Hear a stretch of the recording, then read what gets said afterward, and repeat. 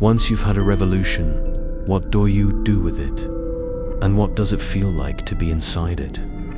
In 1992, Moscow flea markets overflowed with answers to these questions.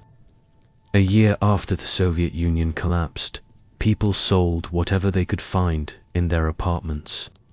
Ration cards, war medals, old perfumes. These objects showed what Soviet life was actually like, how it fed itself, who prospered, even what an ordinary Tuesday afternoon felt like, for almost 50 years. Those afternoons unfold behind the Iron Curtain, there. Daily life took specific shapes. Hours waiting for bread and years for an apartment, yes. But also subsidizably tickets everyone could afford, and black sea vacations that factory workers took every summer. Tonight, we explore what 70 years of communism look like from the inside. We'll follow the traces left by hundreds of millions of people who lived inside a system that reinvented what it meant to be human. We'll see how they ate, worked, and loved, while history itself was being rewritten around them. By the end, you'll understand a way of life that shaped half the world. This is the story of everyday life in USSR, Chapter 1, The Great Soviet Sell-Off, Moscow. 1992, Izmailovsky Park on a Saturday morning. The frost hadn't lifted yet. Your breath hanging in the air between makeshift stalls. This flea market was the Great Soviet Sell-Off, where an entire civilization was being dismantled, one transaction at a time. Its relics spread out on folding tables and tarps on the frozen ground. The people doing the selling were unique, breed of human Homo Sovieticus. Their state had been their entire blocking out everything else. They were a people built for war and sacrifice, for a collective we that gave their lives meaning. They understood a lexicon of words like liquidate and execute. But they had no words for profit margins, no understanding of the market that had suddenly become their reality. Overnight, their world had been covered in banks and billboards. The signs Fatens promised. Our future is communist, no screamed. By now freedom, it turned out, was not an ideal. It was consumption, it was money. And so they stood here, in the cold, selling the pieces of their former lives, utterly bewildered. No one had taught them how to be free. They hadn't ever been taught how to die for freedom in a cardboard box. You could find the nation's soul, a mountain of red flags and party membership cards, and the Warmdals, an order of Lenin, the highest honor for $100, a medal for valor for 20. When someone asked the seller about his conscience, he just shrugged from inside his thin coat. Are you nuts? What rock have you been living under? These are relics from the era of totalitarianism. A former professor stood shivering, bend his life's collection of books. A former ballet dancer selling her costumes from the Kirov to soldiers with a crate of gas masks.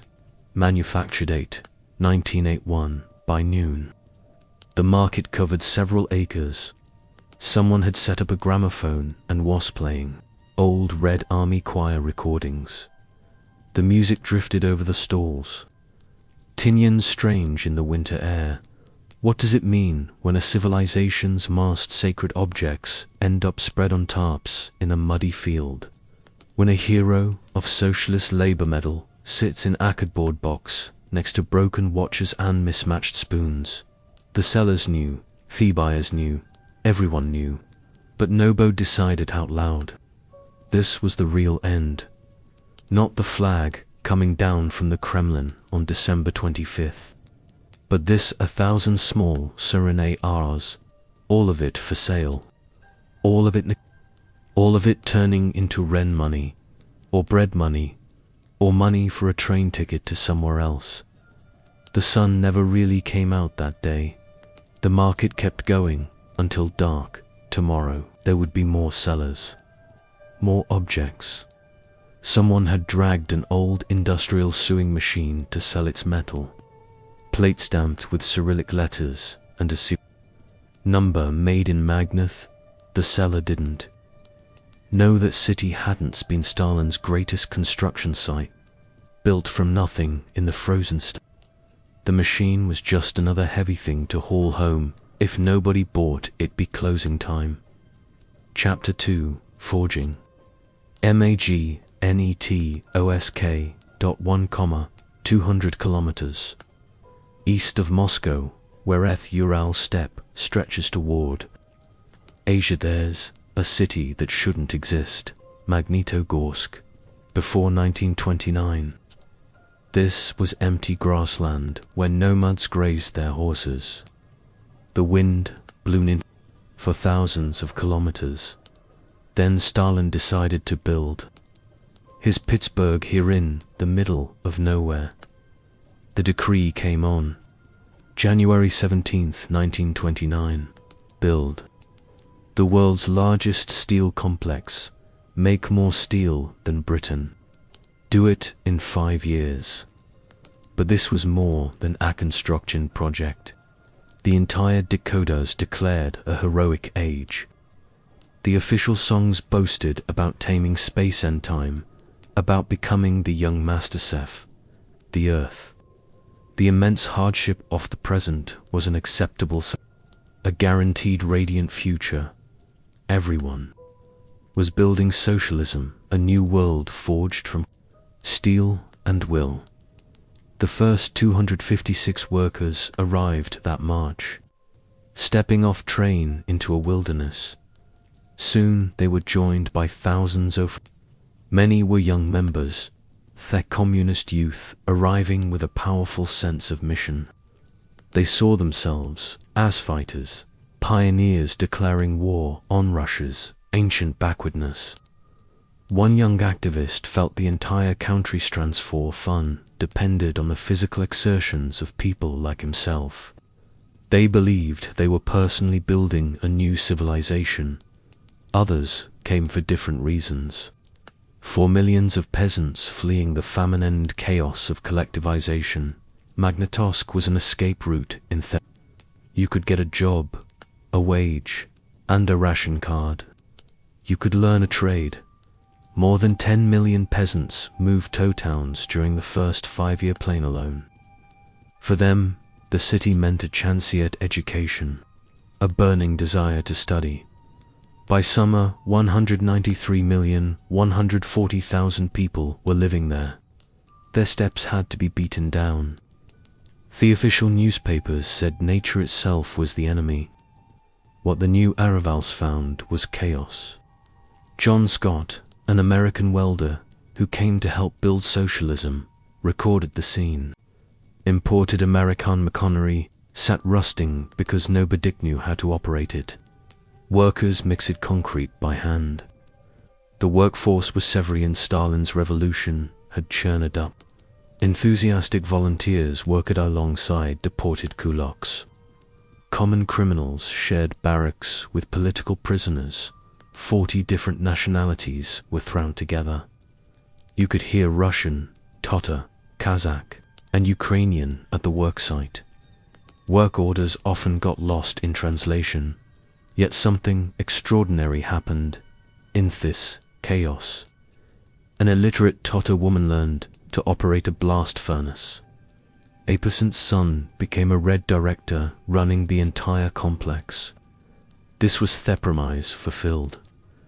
The 1930s were an age of opportunity for ambitious people from that background. The government actively promoted workers and peasants into higher education, creating a new elite of engineers and managers. They felt they were the young master sand. They thanked the revolution for the chance. Life found a way. Workers planted potos in the dirt between construction sites. Informal settlements sprang up, nicknamed Shanghai for their shackle appearance. In the evenings, someone might play a harmonica in fabrics. the sound thin against the vastness of the steppe. On Sundays, there were football matches on packed earth. People fell in love, got married, had children, all in the shadow of the blast furnace that never stopped burning. Day or night, the steel from Magnitogorsk financed everything else Stalin wanted to build. It paid for the Moscow metro, the Dniprodom, the White Sea Canal. Today, Magnitogorsk still stands, still produces steel. The air tastes sulfur and metal. The snow falls grey from the factory smoke. The city that shouldn't exist remains a monument to a particular kind of human will. The pyramids of Egypt took decades, Magnitogorsk 5 years. Both were built with a mix of raw belief and brutal force meant to last forever. And while the furnace burned, turning ore into metal, this Soviet state was crafting a new kind of freedom, forged in the same fire of ideology. Chapter 3. Designing the Dream. 1930 to 1941. The Soviet Union published the most beautiful magazine ever created. USSR in construction came out monthly in English, German, and French. Thick paper, gorgeous photography, innovative design. It was a vision of a future you could hold in your hands, a tactile piece of the coming paradise. Foreign intellectuals collected the displayed them in their studies as proof that something wonderful was happening in the East. The photographer, Alexander Rushin, shaped its visual language. He believed you could revolutionism and consciousness by revolutionize how people see, photograph ordinary objects from unexpected angles, make the familiar strange, force the eye to work differently. A smokestack shot from directly below becomes a geometric abstraction. Workers on scaffolding turn into diagonal lines cutting across the sky.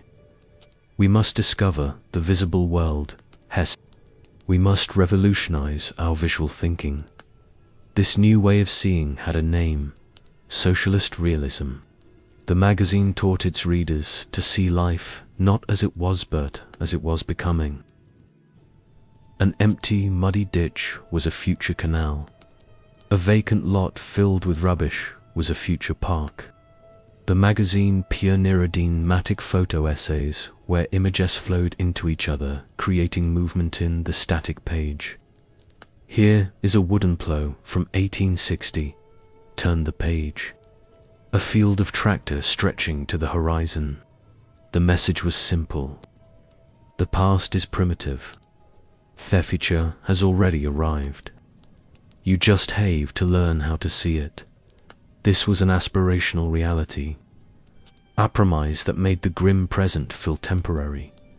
People learned to live in a state of becoming. The memoirist Risa Oliver recalled that her grim communal apartment was just a preparation. Life, properly speaking, would begin later in a new and sparkling White House. The feeling was faster toward the great goal, and there everything would begin in a jet.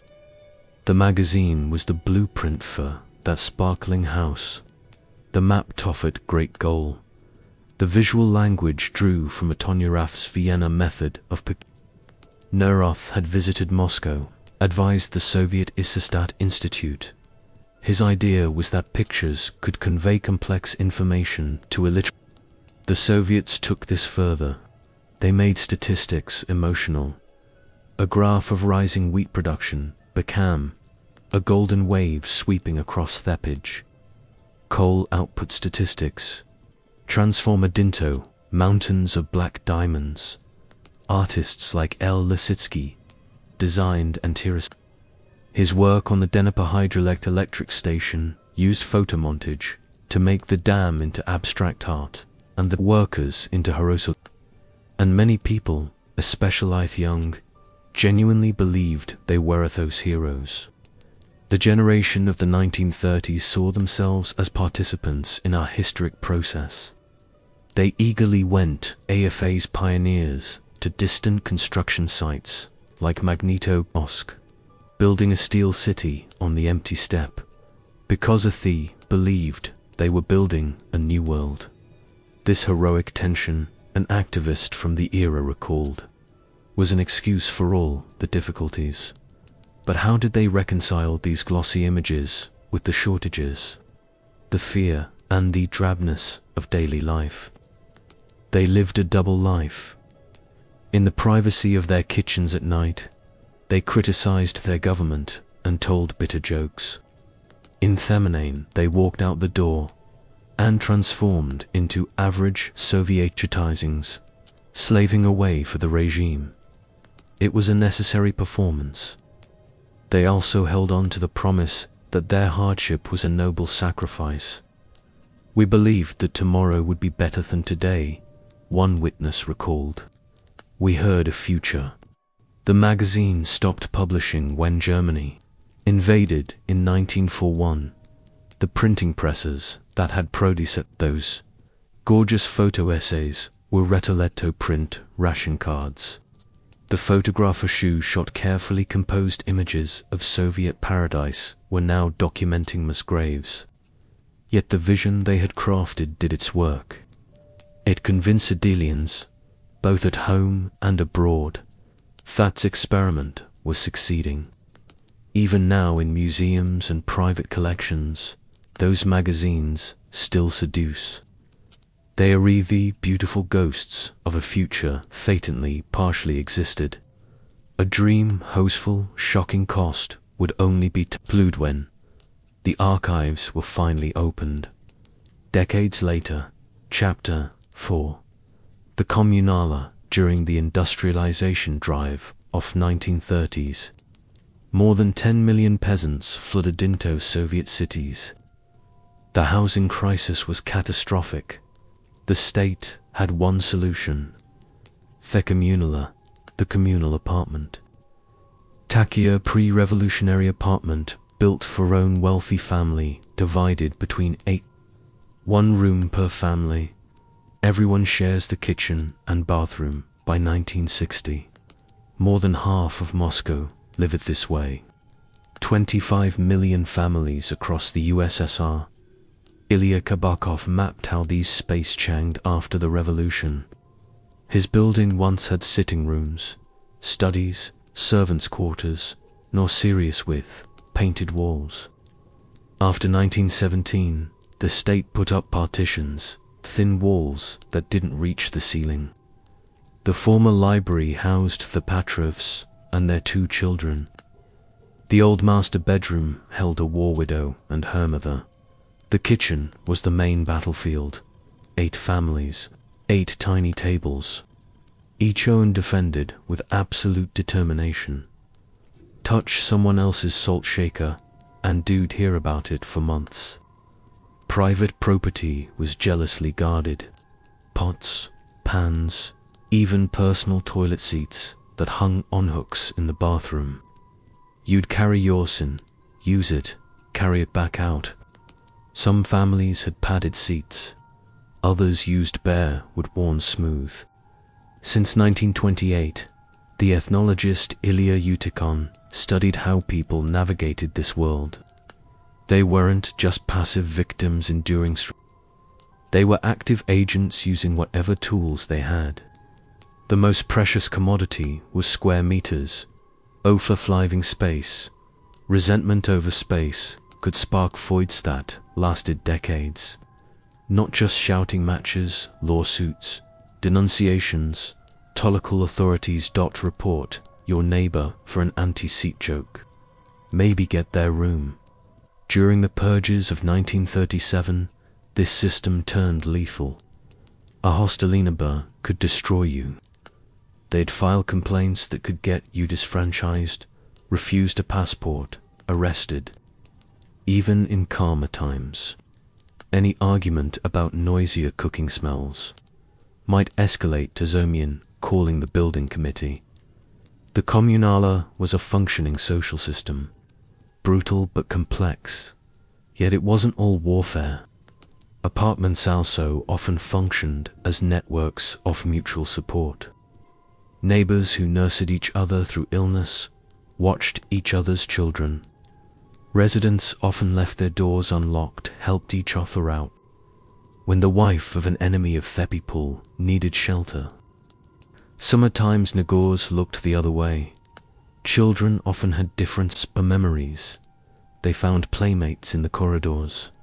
The kommunala was their They could observe 8 different varieties of adult behavior bear breakfast.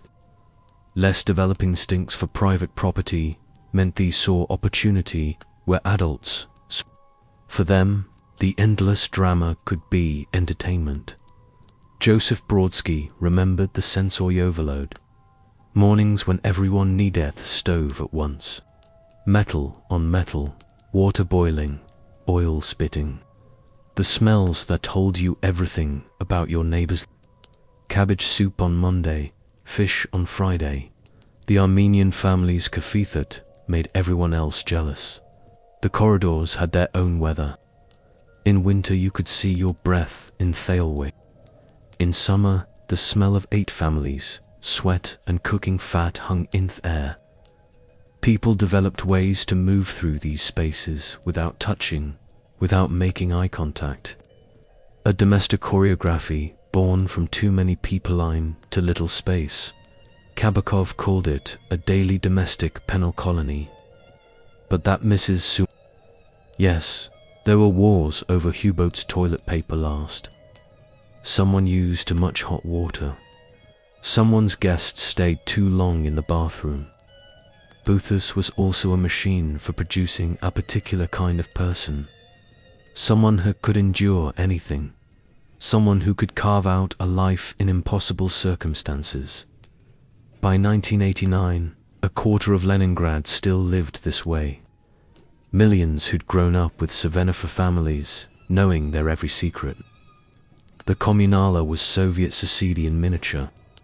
All its conflicts, accommodations, and survival strategies compressed into a few shared rooms. And if the kommunala taught patience through forced intimacy, the Soviet K taught it through endless waiting, where entire days could disappear into the simple act of waiting for bread. Chapter 5. The Q. From the early 1930s. Life revolved around an endless, grinding struggle for the basics. Chronic shortages of food, clothing, and soap were a central fact of existence. The state's answer to this was the Q. The historian Yelena Sokina wrote that the Soviet line Medieval right alongside the Soviet social order. It was everywhere, a permanent feature of the landscape.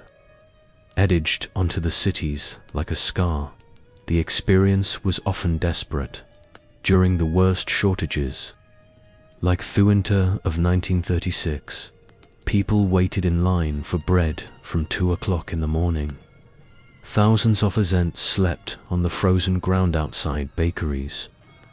Letters to newspapers described the noise, the shouting, the fights, the curses aimed at Soviet. One report told of people freezing to death on the journey home. The bread they had waited all night forklichted in their hands. This line was a distinct social space with its own culture and its own unwritten laws. It even had a specific vocabulary. You never asked, what are Rethi selling? You asked, what are they giving out? This acknowledged the reality of state distribution. Goods that were hard to get were known by a single term, deficit goods. The first rule understood by everyone was to join the line. You saw immediately. Only after you had secured your place did you ask what it was for. Shopping became a survival skill. A new species emerged, Homo sovieticus, whose most developed talents involved the hunting and gathering of scarce goods in an urban environment. This required constant vigilance and ferret tools. Every citizen carried a string bag and a vodka tucked away in a pot. The name meant just in case. Yo had to be ready for the off chance. Yo stumbled upon something worth having. The Q was also a hub of information. It was the nation's unofficial public square. With hundreds of frustrate pull, forced together for hours, they started talking. They exchanged rumors, they shared news, they complained. The secret police knew this was dangerous. They planted informers in the long jescus to record the conversations, listening for any curses directed at the state or its leader. The Q was where official promises were measured against harsh reality of an empty bag. There was, however, one strategy that trumped all others. The most important servile skill was knowing how to avoid Q altogether. An entirely alternative system existed, a world of personal connections and reciprocal favors known as blat. The public's access to goods was sound reliable that a whole vocabulary emerged to describe getting things on the left or under the counter. A popular proverb captured the entire philosophy. One must have not 100 rubles but 100 friends. Blat was a network of relationships, a system of favors among gokuls that participants saw as simple friendship. Having a connection with a store manager or a warehouse worker was more valuable than a wallet full of cash. These contacts could give you advanced warning when a shipment after facet goods was due. They might let you in through the back door. The satirical journal Crocodile once ran a cartoon of a store manager who only sold to customers he knew by name. The caption read, "If he doesn't know Samin, he doesn't sell to them." For those without the right friends, there was only the line. The average Soviet woman spent 2 hours a day. That adds up to 9 full working weeks a year just standing, waiting, hoping something would be left when yo finally reached the counter.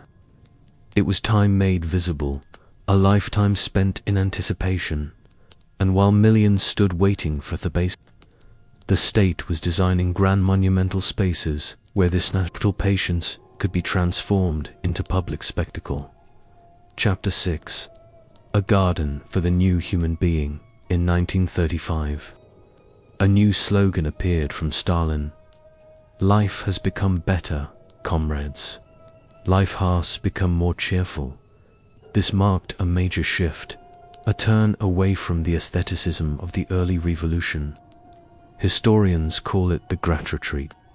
The state began to foster a new tolerance for people enjoying themselves, actively encouraging mass leisure activities like carnivals, dancing, and even jazz. The prototype for this new vision was a park built on site of Moscow's old municipal dump, Gorky Park. Its purpose was to offer a new kind of cultured leisure to the masses. It was an education in cult. In the 1930s, culture was seen as something that had to be mastered. It was the complex of behaviors, attitudes, and knowledge that separated cultured people from those considered backward. Its value was self-evident, and for millions, the desire for it was immense. This hunger for self-improvement was real. One woman of peasant background remembered arriving in Moscow with a burning desire to study, saying where or what wasn't important. He wanted to study. A popular saying, put it more bluntly, without that piece of paper, the diploma, you are an insect. With it, a human being. In a 1937 survey, nearly half the young workers at the Stalin auto plant said their main goal was to continue their education, Kolnistad levels. The most basic was hygiene, washing with soap, cleaning your teeth, not spitting on the floor. The next step was mastering urban behavior, using a knife and fork, sleeping on sheets, wearing underwear, and not getting so drunk you missed work. For the new light, it meant correct speech and an appreciation for ballet. The magazine Agon ran a quiz. Are you a culture-ed person? Readers were expected to know 5 plays by Shakespeare, 5 makes of Soviet automobile, 4 rivers in Africa, and the names of Sivan Stakhanovites. Gorky Park was the laboratory where Althus was taught. It was a mix of education and entertainment. It had Ferris wheels, bowling alleys, dance floors, and cinemas. It even had recreational parachute jumping towers. At the opening of the winter season in 1935, Stalin's life has become more cheerful. Legend was draped in a banner over the main gates. A carnival of happy youth that same year saw 3,000 young people parade through the grounds. The American ambassador, Joseph Davis, saw a sports parade there in July 1937. He described 50,000 young people, Tanadand, beautiful in a 4-hour procession. There were gymnasts performing on moving floats, acrobats doing somersaults, and 1,500 young men skiing over the asphalt in skis fitted with ball bearings. He called it one of the most beautiful and extraordinary exhibitions he had ever seen. This was July 1937, the height of the Great Terror. While Davies watched teenagers doing backflips, the secret police were conducting mass arrests across the city. The park created its own reality, a performance of socialist joy. Just a few kilometers from the torture chambers of the Lubyan, it was a space where the state's vision of happiness met the people's genuine need for rest and self-improvement. Both were happening at once in the shadow of unimaginable darkness. Botha's public world of organized leisure had its counterpart in the anticipatory world of the home. Chapter 7. Education and upward mobility.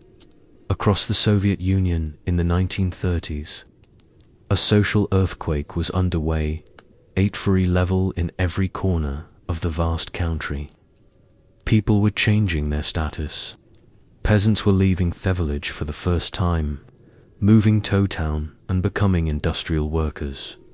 Workers were moving off the factory floor into technical jobs or becoming party officials.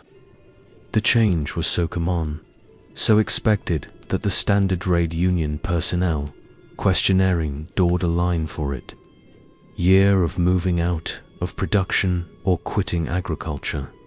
It was simply assumed that you had this immense churn was the result of a deliberate state project. A rapidly expanding economy created a desperate need for new jobs for managers, engineers, and party secretaries. The government responded with a policy of aggressive, affirmative action. Khalid Vidviani, Stalin, himself initiated a major program for sending promising workers, young communists, and peasants to higher education. He was building a new society and needed a new ruling class loyal tough system that had created them from scratch for millions. The key that unlocked this new world was education. A burning desire to study became a defining feature of the generation. One woman born to a peasant family recalled the feeling vividly, where or what wasn't important. I wanted to study, she said, understanding that learning was ticket to a different life. A popular saying captured this belief with brutal clarity. Without that piece of a paper, you are an insect. With it, a human being. At the Stalin auto plant in 1937, a survey of young workers found that nearly half of them stated that continuing. My education was their main personal goal. The state constructed an entire new infrastructure to meet this demand. It was a multi-track system for advance. There were special networks of party schools and preparatory schools, known as Rabfak, designed to bring workers up to academic speed. Industrialists, the one attended by a young Nikita Khrushchev, were created to turn Minasinto managers. The expansion of the formal education system was explosive. In the single decade after 1928, the number of children in school almost tripled, while the number in secondary schools ballooned by 6 times. This project produced countless real-life success stories, Cinderella-like ascents from the humblest position, tough heights. Georgi Alexandro, the son of a worker, was a homeless child before being taken into a He was trained as a metal worker, kept studying, and eventually a professor and head of propaganda for the Central Committee. Sergei Kofanov worked in a mine as a teenager and made his way through the Komsomol and a trade school to the Mandelf Chemical Institute. Later Beckerman, first deputy minister for culture. Roman Bannon and Victor Thesons, of a poor peasant and a cooper, rose to become the directors of the massive industrial plants at Zaporozhye Steel and the Pilov Works. This entire cohort formed the core of Soviet leadership for decades to come. They were the Brev generation, Leonid Brev and most of his long-serving Paul Bureau in the 1970s and 1980s were beneficiaries of this vast affirmative action project. They were, and they felt themselves to be, the young masters of the Soviet Union. They were profoundly to Stalin and the revolution for the chances they had been given. The experience created a deep psychological bond between those who were promoted and the system that promoted them. They felt an immense pride in their journey. The memoir of Fedorovna, a Melina who became a Facto's technical director, is a classic example. She celebrated her own long road from Filiteritjanka to a cultured Soviet woman. This was more than a career. It was a fundamental transformation of the self. They saw their success in ideological terms as a collective victory. The famous tractor driver, Pasha Angelina, explained this perfectly, contrasting our own story with that of a Western press baron. She wrote that while Frusterna rose from the people, I rose together with the people. This conviction that their individual success was just one part of a shared history was a crucial element of their identity and their unwavering loyalty. The memory of this time when a path was open for the little man lingered for many years. An interviewee in the 1990 shreckled the Soviet street names with a specific pride: Metallurgists Avenue, Enthusiasts Avenue, Factory Street. The little man was the most important on it. Another voice full of Lars looked back on that era under socialism. She said, I was promised that there was a place in the sun for everyone. Chapter 8. The Wives' Movement in the New Industrial Towns of the 1930s. Life for the wives of the Soviet elite could be a vacuum. Their husbands were building a new world, absorbed completely by the factory, the plan, the endless meetings. The women were often left behind in new settlements that were little more than construction sites in the middle of nowhere. There were few amenities. One wife wrote of the sheer emptiness of the days where the only events were a trip to the hairdresser or another party with the same guests and nothing new to discuss. It was a profound isolation, a social and intellectual gulf that separated them not just from the new Soviet society, but from their own husbands, an engineer's wife. Raised in the revolutionary intelligentsia, remembered the alienation keenly. The more time her husband spent at Thepland, the greater the distance between them grew. He had new acquaintances, new industrial administrators and party workers.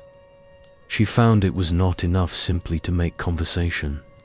One had to know what to talk about. In a society that sanctified labor, buying just a housewife was a source of shame. These women were officially classified as part of the unorganized population. One complained that she felt they were not even considered fully human. Felabel was a constant, irritating reminder of their peripheral status. Then a movement appeared that felt like a godsend.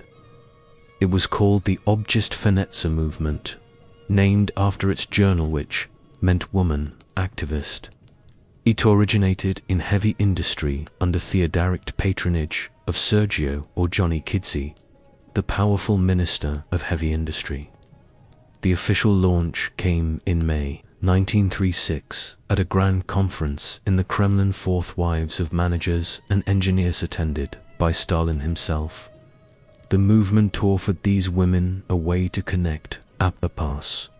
A bridge into the new society it had seemed to exclude them. The founding myth was simple and effective. Odin kids on a tour of a plant was said to have been inspired by a public square that had been single-handedly beautified by Vesarova, a manager's wife who had filled it with flowers and bushes. This story captured the movement's spirit. Its great discovery was its organizing. Women were organized not by their neighborhood, but through their husband's workplace. This structure inherently mirrored the at any local branch. The enterprise director's wife was usually one who took the lead. This was explicitly a form of organization for elite wives, not for ordinary working women. Even when the wives of high-performing Stakhanovit workers were later included, it did little to change the movement's upper-class character or how it was perceived. This could create friction. At one factory, workers complained that the managers' wives were only interested in jetting themselves, honors and publicity. They accused them of exploiting workers to create elaborate gifts for political leaders. The movement was a solution for some, but a source of resentment for others. The core mission of the wives was to bring culture, a sense of cultured living, to their new communities. They embarked on a vast range of civic improvement projects. They planted tens of thousands of trees and flower beds.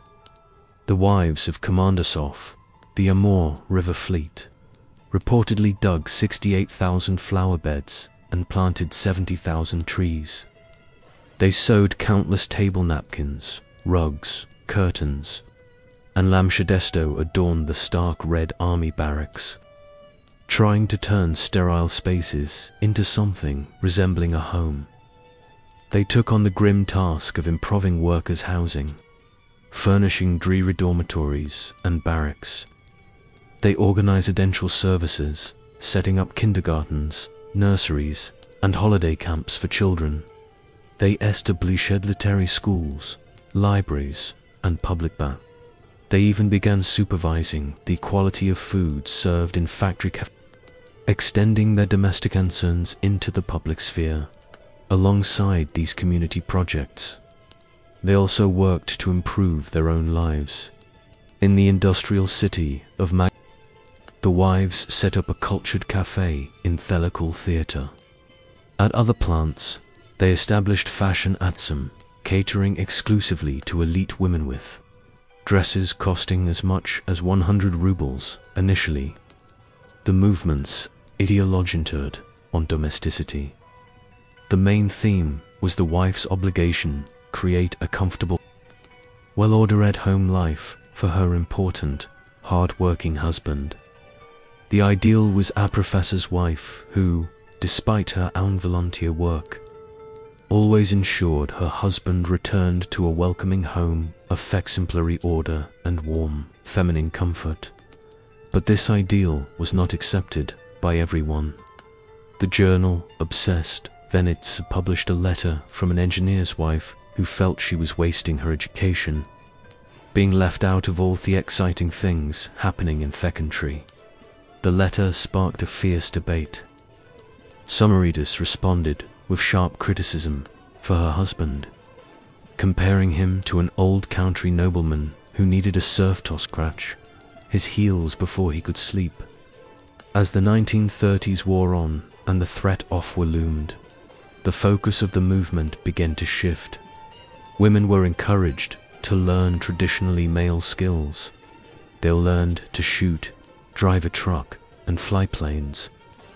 The journal began to frame the movement as a preparatory stage, a stepping stone for wives who were bound for further education or promotion in work. The ultimate symbol of Thistron's formation was the movement's founder Klavdia Surova. After gaining prominence through hacktivism, she made a decisive break. She left her husband, moved to Moscow, and enrolled in the prestigious Stalin Industrial Academy. There, she remarried a fellow student. She declared that her college transcript was her new passport. It was her passport to a new life. Chapter 9. The Soviet Body. The French writer André Gide stood on the Mausoleum Tribune in 1936, watching the annual fiscal tour parade. He later confessed, "I had never imagined so magnificent a sight. This perfect forms had evidently been trained, prepared, selected. But how can one fail to admire a country and a regime capable of producing them?" Every year on Red Square, tens of thousands of Soviet bodies moved in perfect synchronization. The American ambassador, Joseph Davies, watched the 1937 parade and could barely contain his amazement. It was Flaminius, and a very beautiful youth. It was all bareheaded and tanned to a deep brown, for the most part wearing only white shorts and colored jerseys. The combinations of blues and whites, reds and whites, oranges and whites made a beautiful display. There were skiers actually skiing in companies of 1,500 young men. They apparently had ball bearings on their skis to enable them to get over the asphalt.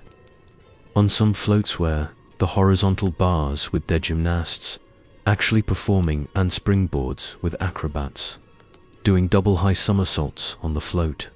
All in all, it was one of the most beautiful and extraordinary exhibitions I have ever seen. The fiscular movement began during the Civil War. May 25, 1919, the first parade was organized by the Universal Military Training Organization, preparing raw recruits for the Red Army. From the beginning, physical culture meant military readiness. By 1931, this became official with the Gator program, ready for labor and defense. Millions of citizens were tested to meet physical standards. How many pull-ups could you do? How fast could you run a kilometer? Your GTO badge proved you were ready to defend socialism. Yet, alongside the state's demand for military preparedness, a parallel movement was happening inside the people's homes and minds. It was a widespread popular aspiration to become ochered or culture. A clean, disciplined, healthy body was seen as the very foundation of the modern Soviet person. A clear break from a backward past. This project of Colorus started with the basics: washing with soap, cleaning your teeth, not spitting on the floor. For the new elite, physical self-care was a requirement of their status. The industrial leader or journey instructed his managers to a model manager began every day with gymnastics at 6:15. Soviet sport positioned itself against Western athletics. The Olympics celebrated individual achievement, breaking records, personal glory. The Soviets promoted mass collective expressions.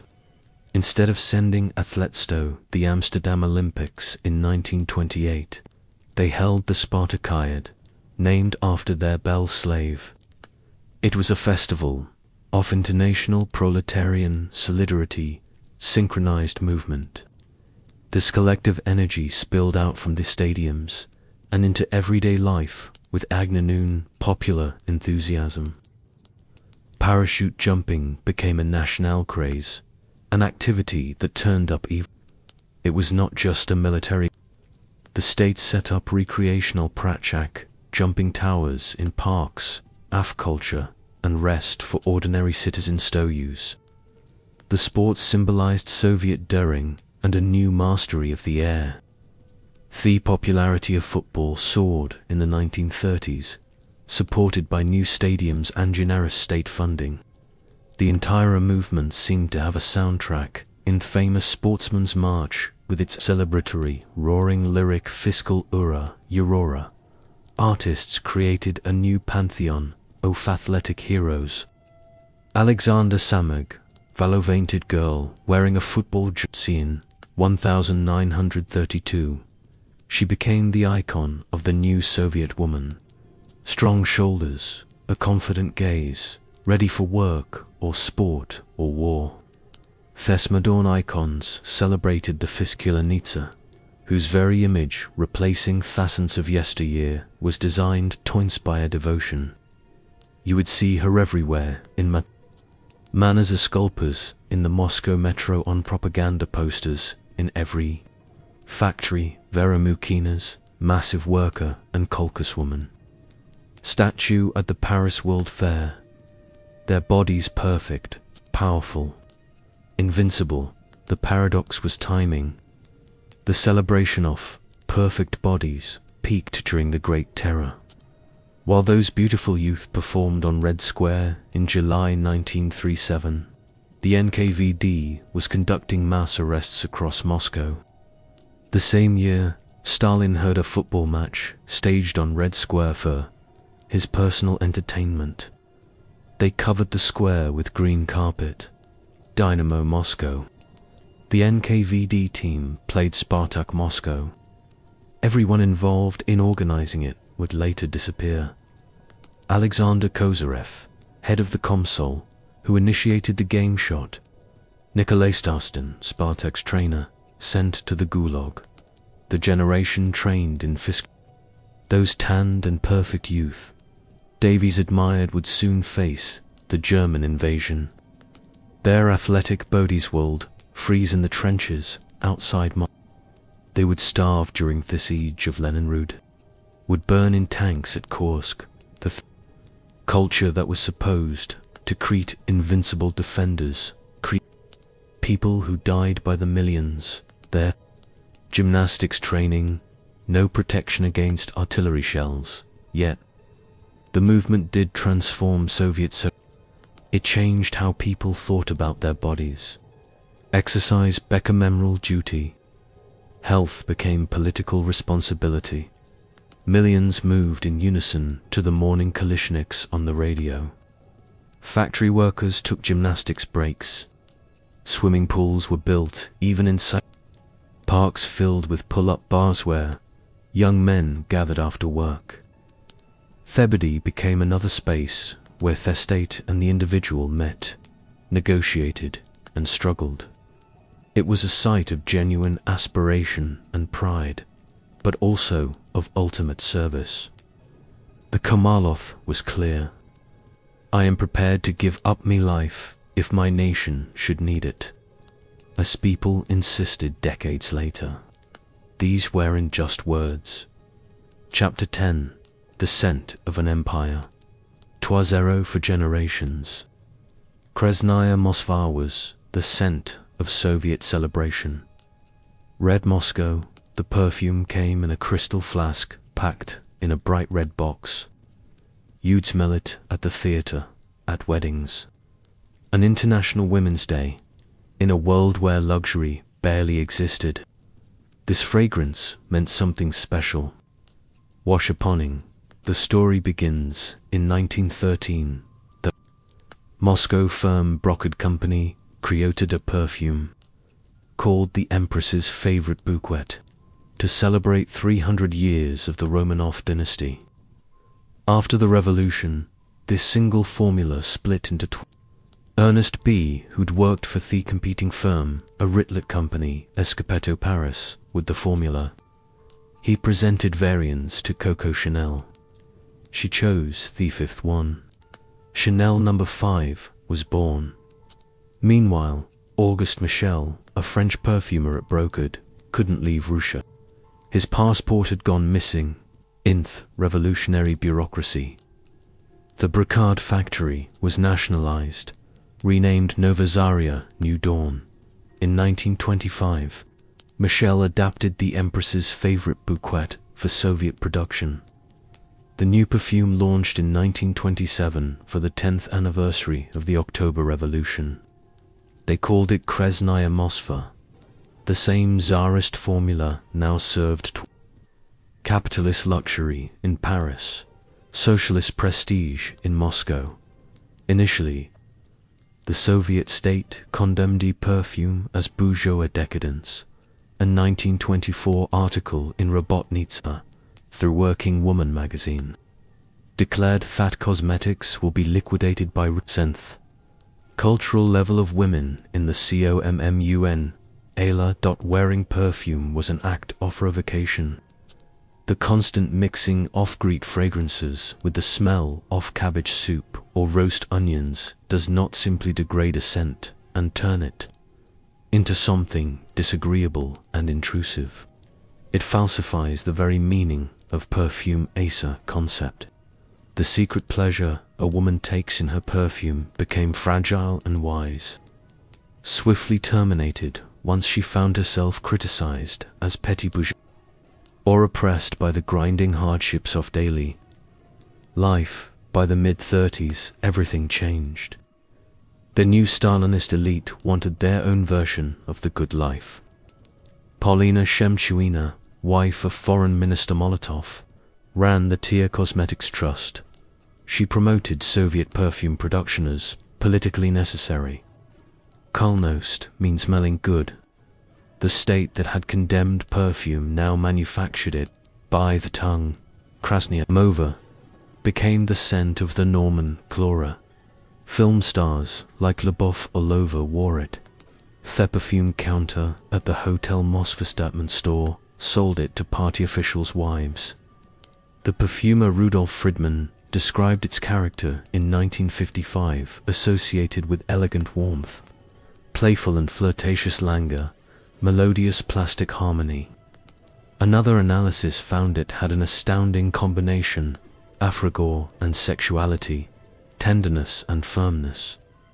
Over 60 ingredients, creating something complex, contradictory, perfectly Soviet.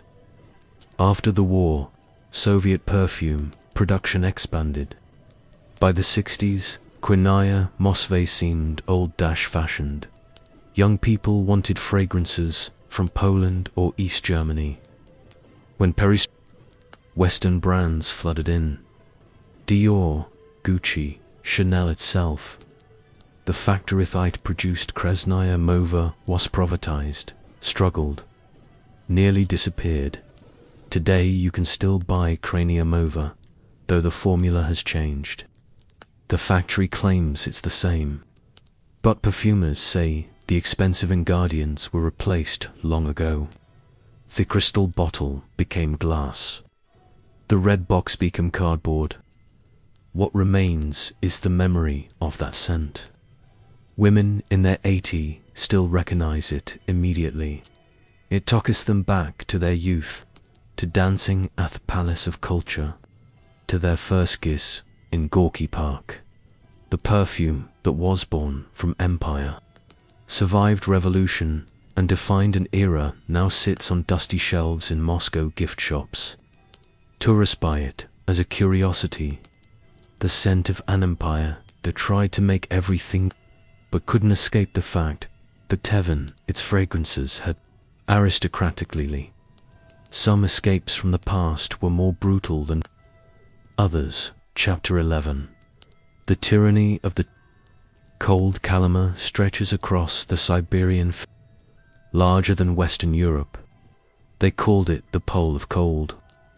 During the first 5-year plans, the Soviet state operated under immense pressure to industrialize at an impossible speed, viewing it as a matter of national survival. To finance this, the Dolroy Trust was established to exploit Kayat's vast resources of gold and uranium, using the labor of the Gulag system to meet its quotas. In this brutal equation of resource extraction against the Human lives were subordinated to industrial targets. Genya Ginsburg spent years in coma. She wrote about the thermometer hanging outside the guard hut. -49°C was the worst possible reading of albacores. The official humanity of the medical regulations could come into operation only when the thermometer read 50, -50, meant that the administration could cancel work in the forest that day. 1 degree separated a day of brutal labor from staying in the ice. Every morning began with prisoners staring at that thermometer, hoping for that single degree of mercy. Valim Shalamov knew the cold intimately. He didn't need a thermometer. If there was a frosty mist, then it was 40 centigrade outside. If there was a noise when you breathed out, but you could still breathe normally, then it was -45. If your breath was noisy and you were out of breath, then it was -50, below 55. A gob of spit freezes solid in mid-air.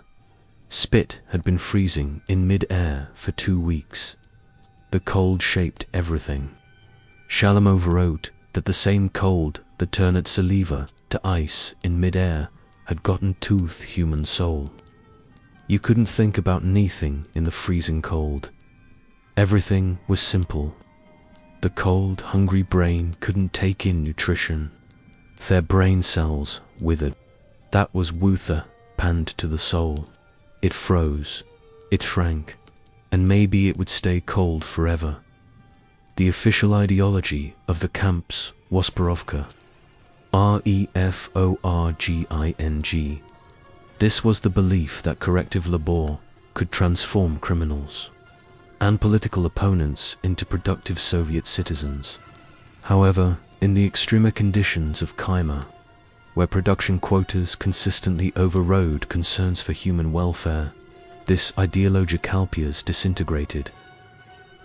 The reality foremost was not reforging bat, a desperate battle against starvation and the elements. Shalom worked as a medical orderly documenting phages of this decline: scurvy, pelagrath, and elementary dystroph. The final stage they called doyagana.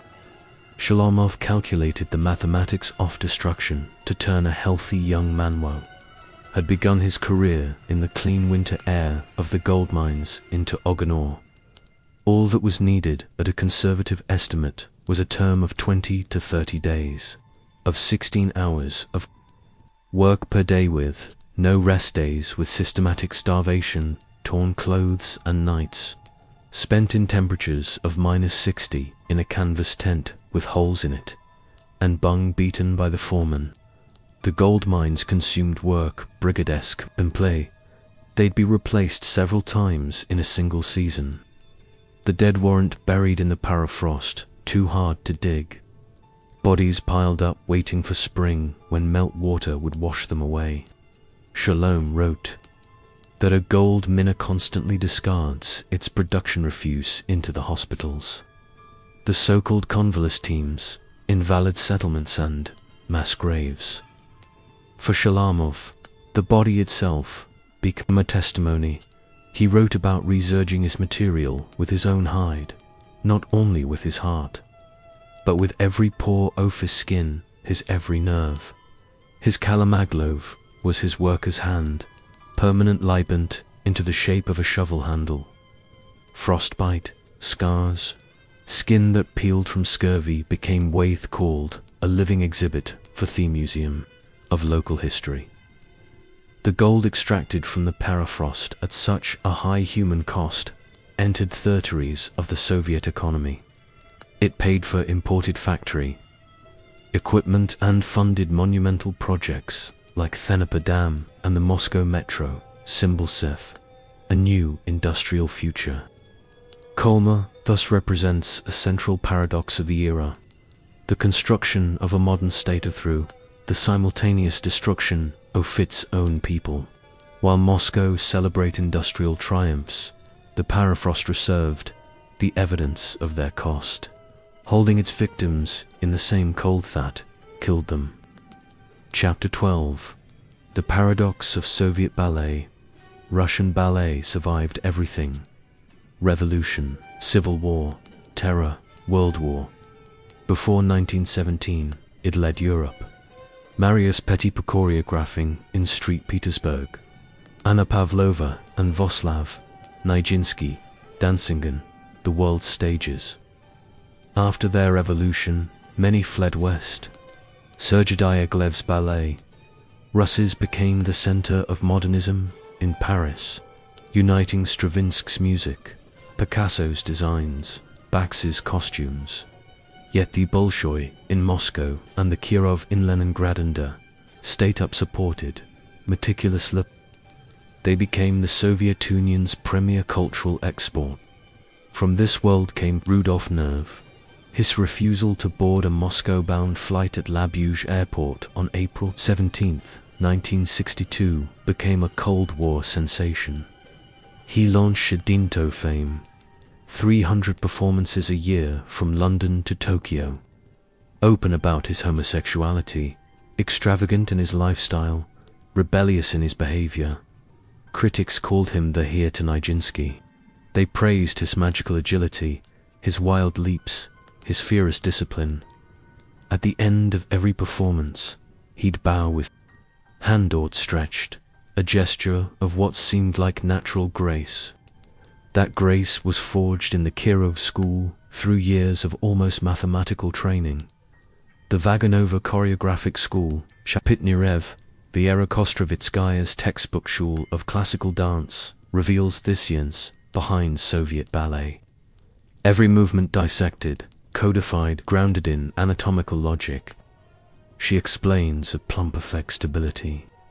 The basis of stability lies in the preservation of the vertical axis, which passes through the middle of the head and body to the ball of the supporting foot. To obtain stability in those cases where a bend of the body to the side or back or an inclination forward is required, the center weight must be over the supporting leg through which passes the vertical axis of the body. This rigorous method demanded total physical and mental discipline. The body became a perfectly calibrated instrument. Nerv's path was unlikely. Born in 1938 on a Trans-Siberian train, a Tatar Bashkir family, grew up in provincial Ufa. A local teacher trained in Imperial Street Petersburg noticed his talent. At 17, late for a ballet student, he entered the Kirov school. Founded in 1738, steeped in 2 centuries of tradition, Leningrad itself was his education. The city of palaces and museums, where the intelligentsia had survived revolution and siege, preserving their reverence for high culture. His teacher, Alexander Pushkin, carried the direct lineage of classical tradition. Joseph Brodsky scribed this milieu, this world that gave Nureyev what his biographers called his stature, his power and his self-confidence. The tradition survived because Ofogrina Vaganova, born 1879, graduated from the Imperial Ballet School. When others fled after their evolution, she stayed and taught. She produced the first generation of great Soviet ballerinas, including Galina Olenova. Vaganova dismissed the avant-garde exuberance of the 20s as destructive aberration.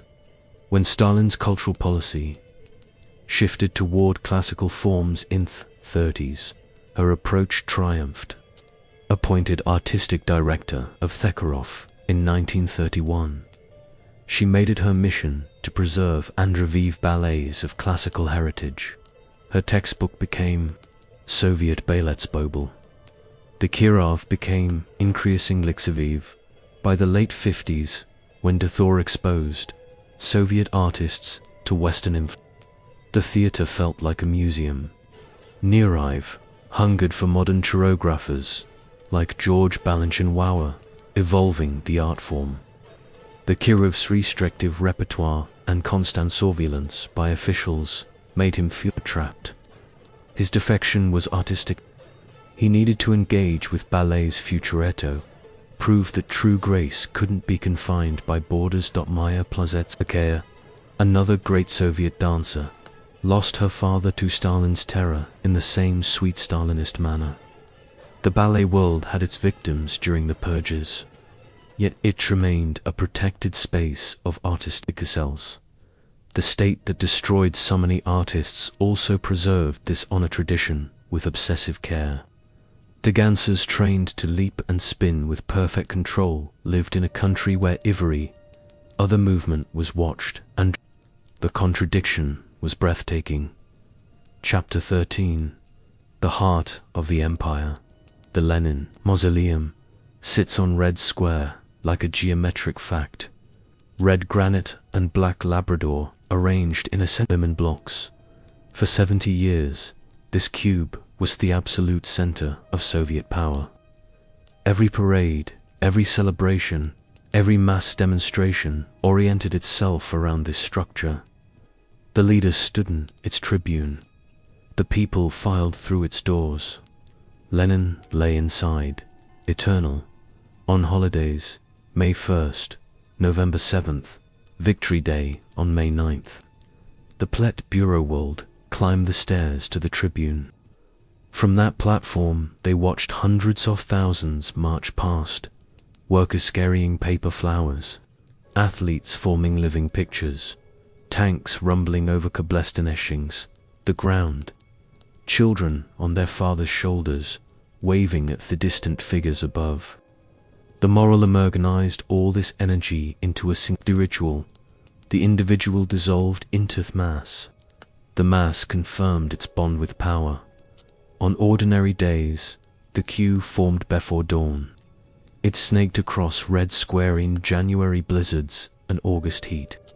More than 70 million people made this pilgrimage over 70 years. The wait could last hours. The line moved slowly past Kremlin walls, past the changing off guard at the Sponsy gate. Finally, you descended from daylight into coldness. Guards stood motionless. No talking aloud, no photographs. Down polished granite stairs into the funeral chamber. There, in a crystal sarcophagus, designed by Konstantin Melnikov, lay Lenin. Reddish light illuminated his face and hands. Visitors filed past in continuous motion, forbidden to stop. The encounter lasted maybe 30 seconds. Then back up the stairs out into daylight, the spell broken. Leonid Krisen, who helped organize the preservation, proclaimed in 1924 that Moscow would become the new Mecca, the mausoleum, its holiest shrine. The architect, Alexei Shushev, was summoned in the middle of the night after Lenin died in January 1924. He later described the frantic construction. At -25, the earth was too hard for shovels and crowbars to make an impression. Explosives experts were needed. The construction workers were able to keep warm by sleeping in special military tents outfitted with stoves. The entire labor of building the mausoleum lasted another 3 days. The workmen only left Red Square at the moment when the military arrived to take part in the assembly. That first wooden structure was meant to be temporary, but the endless queue of mirrors convinced the leadership. Otherwise, a permanent tomb, requirement preservation. A secret laboratory was established. The Pedagogic Center for Biomedical. Hundreds of scientists worked on maintaining Lenin's body. They developed new formulas, new techniques. Every 18 months, the body was removed, re-embodied. The skin treated with chemicals, fat kept it supple and lifelike. This was modern science conquering death. The Bolsheviks had mocked the Orthodox Church for venerating saints' relics. Now they had their own incorruptible body preserved through chemistry rather than miracle. The historian Ernst Kantorowicz wrote A Both Kings to Bodies, the mortal flesh and the eternal symbol. Lenin's breathed corpse guaranteed the of the state he founded. Stalin joined him there from 1953 to Uno Nueva Seisuno. Then one night during December, Stalin's body was quietly removed and buried by the Kremlin wall. Lenin remained alone. After 1991, proposals emerged to finally bury him as Xi's family had wanted. But something held the country back. The mausoleum had become inseparable from Red Square itself. Today, the queue is gone. Summertime as during celebrations, they board up the mausoleum, hiding it behind plywood. Rock concerts happen on the square. Look. Line Goom Store, where people once queued for basic. The red cube remains neither fully honored nor abandoned. The scientists still maintain Lenin's body, though the state that created him has vanished. Every few years, Samionet proposes moving him. Every few years, nothing happens. He lies there still, in his crystal case, in his geometric tomb, while above him the new usher tries to decide what to do with its most perfectly preserved relic.